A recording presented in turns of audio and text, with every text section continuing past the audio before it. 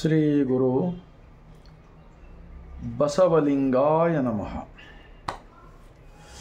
ವಿಶ್ವಗುರು ಜಗಜ್ಯೋತಿ ಜಗತ್ತಿನ ಮೊಟ್ಟ ಮೊದಲನೇ ಅನುಭವ ಮಂಟಪ, ಪ್ರಜಾಪ್ರಭುತ್ವ, ಪಾರ್ಲಿಮೆಂಟ್ ಸ್ಥಾಪಕರು ಆಗಿರ್ತಕ್ಕಂತಹ ಮಹಾತ್ಮ ಬಸವಣ್ಣನವರನ್ನು, ಅದಕ್ಕೆ ನಾವು ಹೇಳುತ್ತೇವೆ ವಿಶ್ವ ಸಂವಿಧಾನ ನಾಯಕರು ಆಗಿರ್ತಕ್ಕಂತಹ ಮಹಾತ್ಮ ಬಸವಣ್ಣನವರನ್ನು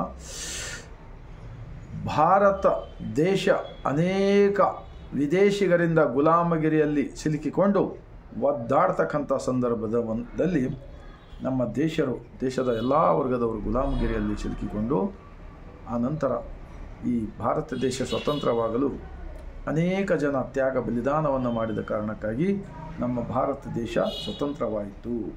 ಆ ನಂತರ ನಮ್ಮ ಭಾರತ ದೇಶದ ಸಂವಿಧಾನದ ನಿರ್ಮಾಣದಲ್ಲಿ ಮುಖ್ಯಸ್ಥರಾಗಿರ್ತಕ್ಕಂತಹ ಭಾರತ ರತ್ನ ಡಾಕ್ಟರ್ BR ಅಂಬೇಡ್ಕರ್ಜಿರವರು, ಅವರನ್ನು ನಾವು ನೆನಪಿಸಿಕೊಳ್ಳುತ್ತಾ ವಿಶ್ವ ಜ್ಯೋತಿ ಅಕ್ಕ ಮಹಾದೇವಿರವರನ್ನು, ಸಕಲ ಶಿವ ಶರಣರನ್ನು ಎನ್ನ ಹೃದಯ ಮಂದಿರದಲ್ಲಿ ನೆನೆಯುತ್ತಾ ಭಾರತೀಯರೆಲ್ಲರಿಗೂ ಈ ಸಾಯಂಕಾಲದ ಸರ್ವರಿಗೂ ಶರಣ.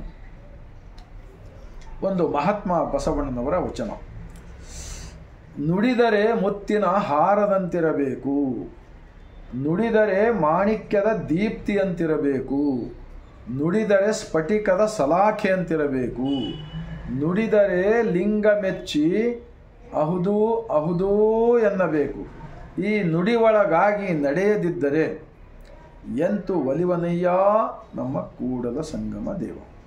इस वचन का भावार्थ क्या होता है? जो भी इंसान अपने ज़रूरी बातों काम के लिए अगर बात करना है दूसरों के साथ बोले तो मीठे बात करना चाहिए, अंतर आत्मा साक्षी से बात करना चाहिए, और जो भी बात करते हैं वो बात को अंदर से और बाहर से उसका मकसद को पूरा करना चाहिए। अगर ऐसा नहीं किया तो वो बात पूरे व्यस्त हो जाता है। ऐसा कहते हैं दुनिया का फर्स्ट पार्लिमेंट के प्रधानमंत्री जी महात्मा बसवण्णा जी 12वीं शताब्दी में के अनुभव मंटप बसव कल्याण के अंदर लिखा हुआ वचन। ಇನ್ನೊಂದು ಬಸವಣ್ಣನವರ ವಚನ: ಕಂಡ ಭಕ್ತರಿಗೆ ಕೈ ಮುಗಿವಾತನೇ ಭಕ್ತ, ಮೃದು ವಚನವೇ ಸಕಲ ಜಪಂಗಳವಯ್ಯ, ಮೃದು ವಚನವೇ ಸಕಲ ತಪಂಗಳವಯ್ಯ, ಸದು ವಿನಯವೇ ಸದಾ ಶಿವನ ಒಲುಮೆ, ಕೂಡಲ संगम देवा अंतल्ला वल्लनಯ್ಯ।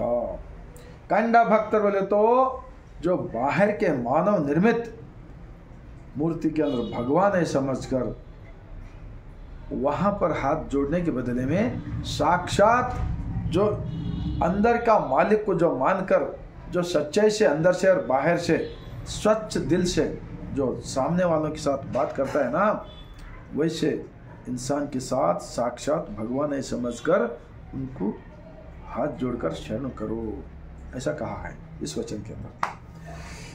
ಇನ್ನೊಂದು ಬಸವಣ್ಣನವರ ವಚನ: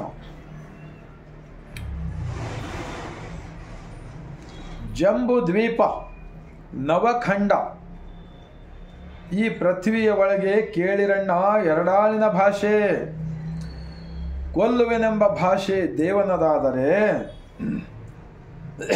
ಗೆಲ್ಲುವೆನೆಂಬ ಭಾಷೆ ಭಕ್ತನದು, ಸತ್ಯವೆಂಬ ಕೂರಲಗನೆ ಹಿಡಿದುಕೊಂಡು, ಸತ್ಯವೆಂಬ ಕೂರಲಗನೆ ಹಿಡಿದುಕೊಂಡು,